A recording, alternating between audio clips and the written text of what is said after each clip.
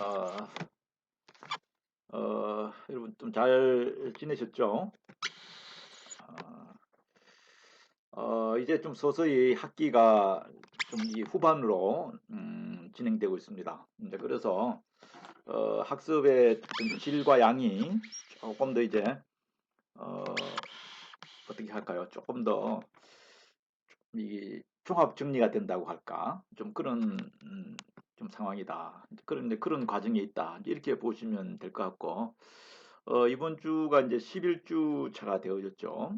11주 차 학습을 좀 우리가 할 텐데, 여러분이 또 이번 학기도 그렇고, 또 여러분 그 심화 과정 자체도 지금 거의 이 갈로를 닫아야 되는 이제 그런 상황이니까 좀 여러 가지 학습 내용들이 여러분 내부에서 또 지식적으로 좀 잘 정립이 좀 되어졌으면 좋겠어요. 또 잘 정리가 되어지고 분류가 되어지고 이렇게 해서 여러분이 이제 우리 과에서 배웠던 지식 체계들이 좀 잘 이렇게 정립되어지는 그런 한 주 한 주가 되었으면 좋겠다 하는 것을 먼저 좀 강조하면서 지난 시간 이어서 11주차 강의를 시작하도록 그렇게 하겠습니다. 우리가 지난 시간에 모집에 대해서 봤습니다. 인적 자원이 필요한데 모집을 어떻게 할 거냐. 이 모집이 굉장히 중요하다고 그랬죠. 어, 내부 모집을 할 거냐, 외부 모집을 할 거냐. 이런 장단점을 가지고 우리가 공부를 했고요. 이제 모집이 되어지고 이제 실제적으로 구체적으로 그 모집을 한 내용을 두고 선발을 해야 되겠죠. 그래서 오늘은 선발에 대해서 좀 먼저 알아보겠습니다. 선발이라는 게 뭐냐 하면 이게 이제 우리가 나와 있듯이 이제 선발이다라고 하면요. 음, 이렇게 볼 수 있겠죠. 어, 이게 보면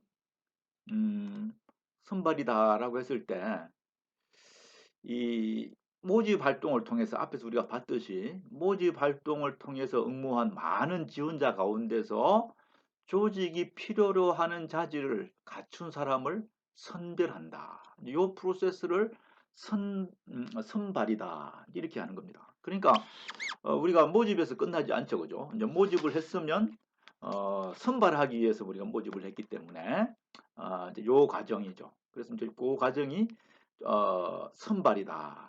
그래서 이제 이 선발이라는 것이 실제적으로 뭡니까? 액션이 이제 부과되기 때문에 직무를 효과적으로 수행할 수 있는 최적의 인적 요건 및 기술을 가진 사람을 구성원의 자격을 부여하는 과정. 그러니까 선발이 되어지면 이제 이 조직이나 어떤 집단의 새로운 구성원이 되어지는 겁니다. 그래서 구성원의 자격을 부여하는 과정. 이것이 어, 선발이다. 여러분 이제 어떤 조직에 들어가기 위해서는 누구나 이 선발의 과정을 거쳐야 하는 것이죠. 그래서 다시 한번 얘기하면 기업 관점에서 보면 조직이 필요한 자질을 갖춘 사람을 선별한다. 또 개인적인 관점에서 보면 새로운 구성원의 자격을 얻는 과정이다. 이 과정을 일반적으로 선발이다. 여러분 선발 잘 해야 되겠죠.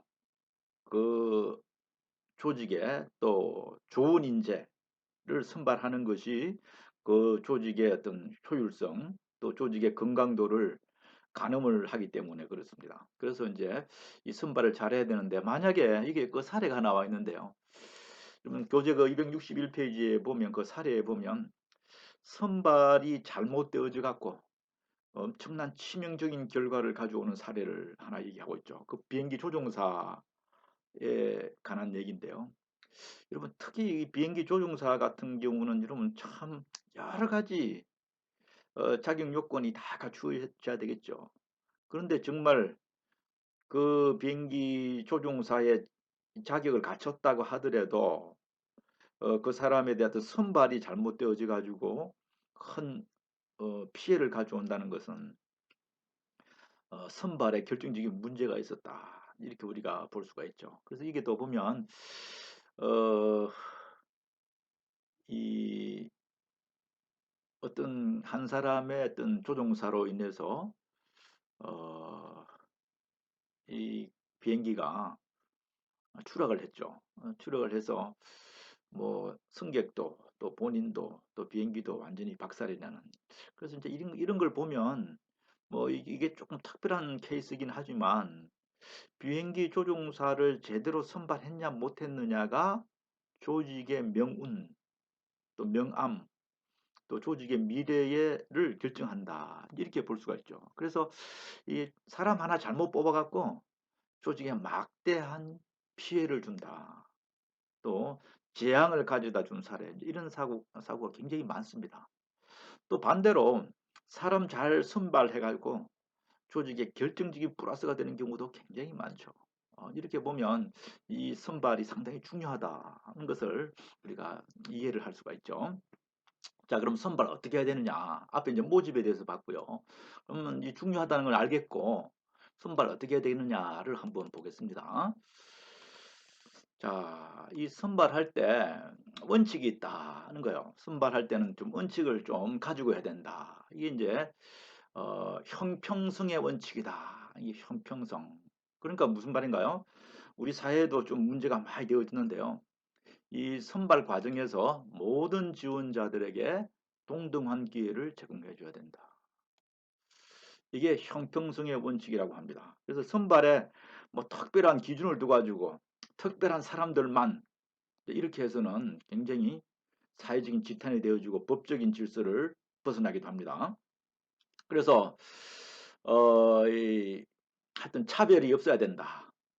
그다음에 또 이 개인의 지원자 개인의 프라이버시 문제 이런 거를 침해하거나 이런 것도 이 선발의 과정에서 지양해야 된다. 이렇게 이런 걸 이제 형평성의 원칙이라고 그래요. 두 번째 적합해야 된다. 중요하겠죠, 그죠? 다시 말하면 직무 적합성. 단순히 시험 성적이 높은 것이 당연하다고 하겠지만 그것만으로는 부족하다. 정말 이 사람이 우리 조직의 핵심 가치에 잘 어울리느냐. 또 판단하고 행동하는 제대로 어떤 인성 구조를 가졌냐 하는 그러니까 우리 회사의 어떤 직무 적합도 그다음에 어떤 조직의 핵심 가치 이런 거하고 좀 잘 맞아야 된다. 선발할 때. 이거 안 맞아 가지고 조직도 괴롭고 개인도 어려워지는 경우가 있습니다. 그래서 그다음에 효율성의 원칙. 뭐 이것도 우리가 늘 따져야 되는데요. 그 선발된 종업원에게 제공할 비용보다 수익이 큰 사람. 다시 말하면 보상보다는 공헌을 더 해야 되는 사람이어야 되겠죠. 제가 여러분에게 여러분 좀 설명했던 죠. 가령 이제 이와 같은데도 이 효율성에 결정적으로 사람을 조직 관점에서 사람을 하나의 상품이라고 보면 생존 부등식 같은 것을 만족시켜야 되겠죠. 그래서 회사에 기여하는 것이 그 사람이 실제로 보상을 받는 것보다는 커야 되겠지. 이런 걸 효율성이라고 합니다. 효율성. 그래서 이런 세 가지 원칙들 선발의 점에서는 인적 자원을 선발할 때는 이런 형평성, 적합성, 효율성 이런 것들이 이 구비되어야 한다. 이런 원칙이 지켜져야 한다는 것을 좀 여러분이 기억을 했으면 좋겠습니다. 자, 그 다음에 우리가 조금 더 보죠. 선발 절차에 한번 보면 크게 이제 두 가지 방법이 있는데요. 여러분 교재도 이거 264페이지 보면 좀 나와 있는데 요거 좀 슬라이드로 설명을 하면 두 가지 방법입니다. 선발 절차가 보통 뭐 거의 다 이 두 가지 범주 안에 속하는데요. 첫째는 뭐냐 하니까 스텝 바이 스텝입니다. 이건 단계적인 접근 방법이고요. 두 번째는 종합적인 접근 방법이다. 이렇게 하는데요. 여러분 아다시피 단계적은 1단계에서 떨어지고 이제 1단계에서 붙은 사람만 2단계로, 2단계 붙은 사람은 3단계로, 4단계로 5단계 이렇게 가서 이제 선발이 이루어지는 이런 프로세스를 스텝 바이 스텝 단계적인 접근 방법이다라고 하고요. 보통 이제 모집 공고를 내고 2단계는 서류 심사를 하고 3단계 면접하고 면접이나 시험을 보거나 그다음에 4단계는 선발을 통보하고 뭐 건강검진을 받고 이제 신입사원 교육을 받아서 이제 선서를 하고 조직의 구성원이 되는 거죠. 이런 단계를 보통 이게 보니까 노동시장에서 모집을 하고 자 지원을 하죠, 그죠? 지원자 하는데 서류 심사에서 한 반등 떨어집니다. 그 다음에 서류 심사에 통과한 사람 면접을 합니다. 면접을 때 통과한 사람이 이제 뭡니까? 2차 합격자가 돼서 선발합니다. 자, 이 지극히 이제 선발한 사람들은 뭐 지원자보다는 적겠지. 그 채용된 사원은 이제 뭡니까? 계속 회사의 구성원으로서 이제 활동을 하게 되는 거죠. 요게 이제 단계적인 접근 방법이고요. 그 다음에 종합적인 접근 방법은 이 과정을 한꺼번에 하는 겁니다. 그래서 서류 심사도 필기 시험도 면접도 신체 검사도 신원조회도 전체 다 한꺼번에 이루어져서 가령 뭐 신체 검사나 가령 이쪽에 밑에 있는 이런 것은 뭐 통과만 기본 조건만 갖추면 되지만 이제 서류 필기 시험 면접에서 가중치를 줘요. 서류 심사에서 50점, 뭐 필기 50%, 30%, 뭐 50%, 20% 이렇게 해가지고 전체를 같이 하는 겁니다. 모든 사람에게 스텝 바이 스텝으로 아니고. 그래서 이제 같이 동시에 해서 가중치를 가지고 총합을 정해서 선발하는 겁니다. 이제 요게 종합적인 접근 방법이다. 두 가지 방법 다 장단점이 다 있습니다. 그래서 뭐 어떤 것이 좋다, 나쁘다 이렇게 할 수는 없지만 하여튼 편의에 따라서 회사의 여건에 따라서 이 두 가지 방법 어떤 것을 활용해도 좋겠다 하는 생각이 듭니다. 이제 그 다음에 이제 여기서 우리가 이 선발할 때 여러 가지 도구를 씁니다. 선발 도구가 있죠. 이제 이 선발 도구가 굉장히 중요한데요. 그러니까 이 사람이 그냥 육안으로만 뭐 이렇게 딱 보고 됐어 안 됐어 하기 어렵거든요. 그래서 이제 이 기업에서는 조직에서는 선발에 필요한 도구를 써요. 그래서 이 도구가 이제 갖추어야 될 조건 한번 볼게요. 어떤 선발 도구이든 그것이 합리적이어야 한다. 이 합리적이란 말은 다른 말로 신뢰성과 타당성이 있어야 된다. 어, 그러니까 여러분 이 신뢰성이라는 걸 예를 들면 이게 신뢰성을 한번 보죠. 신뢰성 이제 요 표를 먼저 한번 잠깐 설명하고 하나씩 설명을 드릴게요. 이 선발 도구가 합리적이다라고 하면 크게 신뢰성과 앞에서 얘기했던 타당성이 구비되어져야 한다. 이 믿을만 해야 되고요. 또 객관적이어야 한다는 겁니다. 한마디로. 이제 이걸 설명을 드릴 텐데 이 신뢰성이라는 그것을 이제 담보하기 위해서 검사, 재검사, 검사하고 재검사에도 똑같은 결과가 나와야 되겠지. 복수 양식법, 양분법, 평가자 간 신뢰성. 사람과 사람 사이에도 어떤 신뢰성이라는 것이 객관적이다. 뭐 믿을 만하다라고 나와야 되겠죠. 타당성은 또 기준 관련해서 타당하냐. 내용 부분에서 타당성 부분. 구성이 어떻게 돼 있냐. 이런 것들을 가지고 이 타당성을 따져요. 이런 부분이 구비되어져야 선발 도구가 합리적이다. 합리적인 선발 도구다. 이렇게 우리가 이름할 수가 있겠죠. 자, 그러면 요 내용에 하나씩 요 신뢰성과 타당성 부분 내용을 좀 하나씩 간단하게 보겠습니다. 여기에 이제 신뢰성이다. 예를 들어서 아까 제일 앞에 나와 있는 신뢰성이라는 항목에서 보면 검사 재검사법 무슨 말이냐 하니까 동일한 상황에서 동일한 대상에 대해서 동일한 선발 도구를 시간적 간격을 두고 측정해도 그 결과가 일치해야 되겠죠. 다시 말하면 내가 오늘 측정한 거하고 내일 측정한 거 결과가 정반대로 나왔다. 이거는 뭡니까? 신뢰성이 없는 거죠. 그래서 이제 이 검사 재검사를 해도 그 결과가 일치해야 된다. 자, 그 다음에 신뢰도를 이제 알아보는 이 동일한 이 복수 양식법이라는 게 뭐냐? 동일한 난이도의 선발 도구를 통일 대상자에게 차례로 실시하여 양측 시간의 상관관계를 계산하여 선발 도구의 신뢰도를 판단하는 방법이다. 자, A급 난이도, B급 난이도로 그러니까 A급 좀 낮은 거, 그다음 B급은 좀 더 높은 거 난이도가 이렇게 했었다 합시다. 그런데 해보니까 사람들에 따라서 결과가 어떻게 나야 됩니까? 어려울수록 점수가 적게 나와야 되겠지. 그런데 난이도를 높였는데 어떤 사람은 난이도를 낮은 것보다도 훨씬 더 점수가 많이 나왔다. 이거는 이제 뭡니까? 신뢰도가 떨어지는 것이죠. 그 다음에 양분법이라고 있죠. 선발 도구의 항목을 갖다가 랜덤하게 딱 반으로 나눠. 그래가지고 이제 이 나누어서 각각 독립된 선발 도구의 척도를 활용함으로써 신뢰성을 판단한다. 그래서 항목들을 문제를 갖다가 이렇게 랜덤하게 임의로 반턴을 딱 나눠가지고 크로스 해도 독립된 선발 도구를 딱 반으로 나누어 봐도 큰 차이가 없어야 되겠지. 이제 이런 양분법. 그 다음에 3명 이상의 평가자가 동일한 선발 도구로서 동일한 지원자에 대한 측정을 할 경우 평가가 각 측정치에 따라서 어떻게 된다고요? 어느 정도 상관관계가 있는가. 자, 동일한 선발 도구로 동일한 여기 보세요. 동일한 선발 도구로 동일한 지원자에 대한 측정을 하면 결과가 어떻게 나와야 됩니까? 측정치 간에 상관관계가 상당히 있어야 되겠죠.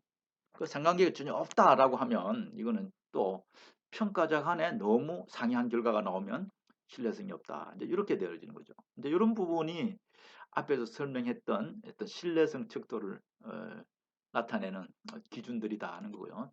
타당성을 한번 볼게요. 타당성은 뭐냐? 아까 세 가지가 있는데 기준 관련 타당성. 이 선발 도구가 이 선발 도구를 통해 든 애측치하고 직무 성과와 같은 기준치가 어느 정도 관련되어 있는지. 자, 현재 종업원을 대상으로 애측치와 기준치를 얻고 이들 간의 관계를 행단적으로 검증해 본다. 그래서 지금 이 선발 도구로 사람을 뽑으면 일 잘할 것이다 라고 했는데 실제로 직무 성과가 좋더라. 그러면 굉장히 타당성이 있는 거죠. 자, 선발 시에 얻은 애측치. 이 사람은 점수가 아주 높아. 시간이 경과돼 갖고 채용된 후에 측정하여 얻게 되는 직무 성과의 관계를 해보니까 역시 지금 봐도 그렇고 예측 타당성도 맞더라. 근데 이러면 우리가 처음에 뽑았던 기준이 상당히 타당하다. 이렇게 볼 수 있겠고요. 자, 그 다음에 이제 이 내용이 타당해야 되는데 해당 직무를 수행하는데 꼭 필요한 기술과 능력을 정확하게 측정해야 된다. 지금 이 사람의 어떤 정밀도를 알아보는데 이 사람의 이 사람의 어떤 감각을 알아본다든가 정밀도가 굉장히 요하는 이런 직무에 대한 검사를 하고 싶은데 정밀도가 전혀 관계없는 검사를 쓴다든가 이런 것은 내용 타당성에 미비가 된다는 거고요. 구성 개념 타당성이라고 있는데 내용 타당성과 앞에서 얘기했던 기존 타당성을 동시에 고려해서 정말 이것이 두 개 척도의 어떤 개념적으로 이 두 개가 잘 어울리는가. 어떤 거는 이런 경우도 있거든요. 기준과 내용 타당성이 좀 이렇게 조화가 안 되는 경우가 있습니다. 이런 것들이 문제가 되기 때문에 이 두 가지가 개념적으로 잘 어울리느냐. 이런 것까지 고려해서 타당성을 고려해라. 그래서 뭐 요거는 중요한 건 아니고요. 하여튼 이 검사 도구를 쓸 때는 두 가지. 하나는 신뢰성 부분, 또 하나는 타당성을 좀 고려하고 검사 도구를 활용해라. 선발할 때 이렇게 정리를 하겠습니다. 자, 그 다음에 선발 도구 어떤 게 있냐? 그러면 이제 타당성하고 그 다음에 신뢰성 두 가지를 얘기했는데 선발 도구는 어떤 게 있냐? 이제 뭐 여러분 잘 아는 겁니다. 대부분 여기에 다 나와 있습니다. 지원서 이력서, 면접, 일단 이건 기본으로 따라가죠, 그죠? 왜 지원한다, 이력서, 뭐 자기소개서, 그 다음 이제 면접이 따라갑니다. 그 다음 여기서 보니까 이제 시험 이게 많죠. 그 시험을 이제 보는 경우도 있고 면접만 하는 경우도 있습니다. 그 다음에 이제 후반기 이제 평가센터 앞에서 우리가 봤죠, 그죠? 평가센터에서 2박 3일이나 또 1박 2일 날 여러 가지 프로그램을 동시에 같이 모여서 수행해 봄으로써 그 사람의 어떤 선발 기준에 부합하냐 아니냐를 알아보는 우리 앞에서 모집에서 봤죠. 이런 거. 그다음에 여기에 하나 더 나온 게 작업 시뮬레이션이라고 있어요. 이게 뭡니까? 실제로 이루어지는 직무를 놓고 시뮬레이션을 해보는 겁니다. 유사한 상황에 직무를 주고 직무를 해보게 하는 거예요. 해보게 해서 거기서 나왔던 결과치들을 가지고 이 사람의 어떤 선발 여부를 결정을 하는 거죠. 그 다음에 이제 마지막으로 신원조회. 이제 이런 파트들이 일반적으로 선발에 쓰는 툴들입니다. 일반적으로 우리가 활용하는 툴들이다는 거죠. 뭐 여러분도 이제 이런 툴들을 활용을 해야 되겠죠. 또 여러분들이 어떤 경우에 이제 선발을 위해서 어플라이를 하면 이렇게 이런 어떤 도구들을 통해서 여러분이 선발 프로세스를 거치게 되는 겁니다. 이런 도구들이 여러분에게 주어지는 거죠. 좀 하나씩 한번 볼게요.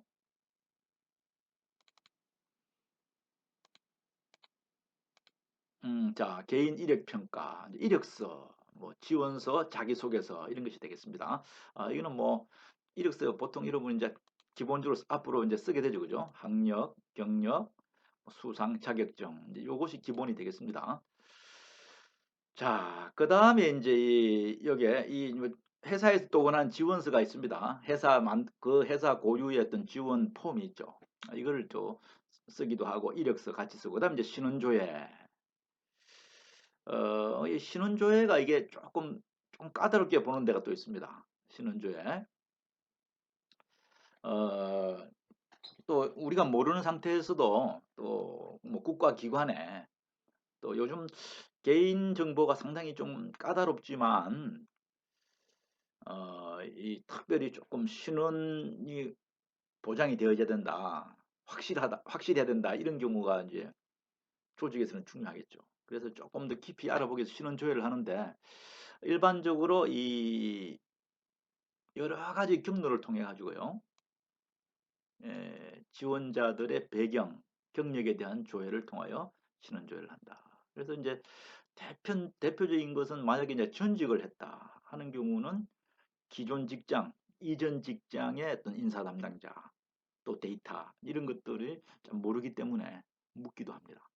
그리고 이제 거기서 평판이 안 좋으면 또 이제 이런 부분도 일종의 신원조회라고 할 수 있죠.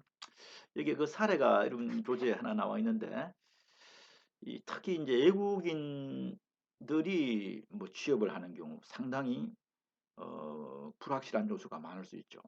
근데 이런 경우는 여러 가지 신원조회를 좀 잘 여러 가지 루트를 통해서 잘 해야 됩니다. 또 외국인들이 라이프 스타일이 다를 뿐만 아니라 또 생각이나 구조도 다르기 때문에 이제 이런 부분은 검증이 되어져야 하겠죠. 이런 부분 이력서 신원조회. 음. 그 다음에 이제 어려운 게 이제 선발 시험이죠. 이제 시험을 봐가지고 보통 이제 사람을 선발을 하게 되는데 이제 기본적으로 능력 검사. 이게 이제 ability 테스트다. 우리가 앞에서 요번에 아마 학부 때 공부했던 ability 테스트는 aptitude, 적성 검사. 한 개인의 잠재적인 수행 능력을 측정한다. 이건 뭐 전 세계적으로 많이 활용하고 있습니다. 그 다음에 이제 지식을 테스트한다. 전문 분야에 대한 지식이죠. 어느 정도 현 직무에 어울릴만 우리 회사에서 원하는 정도의 지식을 가지고 있느냐. 이거는 뭐 전공 시험이라고 보면 되겠어요. 그 다음에 이제 성격 검사. 요거는 얼만큼 다른 사람들과의 관계, 이제 인성을 테스트해 보는 것이 되겠죠. 그 다음에 이제 시뮬레이션, 아까도 얘기했지만 작업 시뮬레이션을 해보자. 실제의 과업 수행 현장과 유사한 조건 하에서 지원자들이 어떻게 직무를 수행하는지를 관찰하는 모의 직무 수행 테스트가 바로 작업 시뮬레이션이다. 이제 이렇게 볼 수 있고요. 그 다음에 이제 평가 센트. 앞에서 우리가 봤는데 여러 가지 평가 센터에서 이 재직자하고 재직자도 마찬가지고 지원자도 마찬가지인데 이 평가 센터에서 이루어지는 다양한 프로그램들이 있습니다. 이 프로그램들을 통해서 어, 종합적으로 지원자들을 평가하는 게 이제 평가 센터에서 한다. 그래서 액세스먼트 센터라고 그랬죠. 요거 앞에서 얘기했는데 이 방법도 많이 활용을 합니다. 자, 그다음에 이제 이 면접. 면접도 이 종류가 상당히 많은데요. 이게 뭐 제일 흔하기 때문에 조금 더 깊이 우리가 좀 봐야 되겠죠. 면접. 이 면접도 여러 가지가 있는데요. 한번 내용을 조금 요런 기본적으로 어 면접의 카테고리를 가지고 좀 하나씩 하나씩 살펴보도록 그렇게 하겠습니다. 이제 이 면접에 여러분도 좀 많이 노출이 되어지는데요. 이게 전통적인 면접관 면접, 뭐 이게 제일 많아요. 전통적으로 면접관이 뭐 어떤 여러분이 낸 지원서나 이력서를 보고 또 어떤 직무 내용에서 물어보는 겁니다. 이렇게 하고, 그래서 이제 구조적으로 딱 구조화된 틀에 들어가서 하는 경우, 그 다음에 실제로 이 사람의 어떤 상황을 주고 어떻게 행동하는가를 보고, 그 다음에 이제 체계적인 평점을 준다는 거예요. 여기서 이제 체계적인 평점을 준다. 그래서 그 회사가 가지고 있는 이 면접 시에 이루어지는 여러 가지 이슈들, 행동 특성, 말의 특성, 뭐 그다음에 전공 특 보고 이제 체계적인 평점을 두고, 그다음에 이제 패널들이 한 사람을 놓고 한 면접자 3명, 4명이서 같이 하는 패널 면접이 있고, 그다음에 이제 이 면접자 훈련. 그래서 이제 이 실제로 면접을 하는 사람들은 어떤 기준으로 어떤 사람을 면접을 할 것인가를 또 훈련을 해야 됩니다. 이제 이런 내용에 근거해서 하는데, 요즘 이제 이런 면접들이 여러 가지 면접들이 많이 있는데, 이거 구체적으로 여러분 교재에 잘 설명이 되어 있는데 한번 읽어보시기 바라고요. 하나 내가 조금 여러분에게 조금 강조하고 싶은 거는 뭐냐니까, 요즘 그 AI 면접이 많아요. AI 면접. AI가 면접을 하는 겁니다. 여러분 잘 이해가 안 되죠? 근데 요즘 실제로 이제 많이 일반화되어졌습니다. 이 AI 면접이라는 게 뭐냐 하니까, 딱 그 AI가 여러분을 면접하는 거예요. 그래서 일단 지원자의 음성, 그 다음에 그 사람이 움직이는 영상 정보, 이런 걸 가지고 제한된 시간 내에 응시자의 특성을 파악을 하는 거예요. 근데 상당히 타당성이 있다고 합니다. 신뢰성도 있다고 합니다. 요즘 이제 인사 담당자들이 AI 면접을 많이 채용하고 있는 이유죠. 자, 이 장단점이 있는데요. 이 면접에 지원자 입장에서는 원하는 시간과 장소에서 면접을 볼 수 있고, 그럼 결과를 현장에서 바로 신속하게 알려줍니다. 그 다음에 이제 단점은 기계 앞에서 면접한다. 이게 조금 거부감이 있고요. 능력과 무관하게 탈락될 수 있는 가능성도 있죠. 그 다음에 이제 기업의 입장에서는 서류 심사와 면접의 시간과 비용을 아낄 수가 있고, 면접을 위한 별도 장사가 필요 없고, 공정성 및 객관성 시비에 조금 사람이 하는 것보다는 더 객관적이다, 이렇게 이제 얘기할 수 있다는 거죠.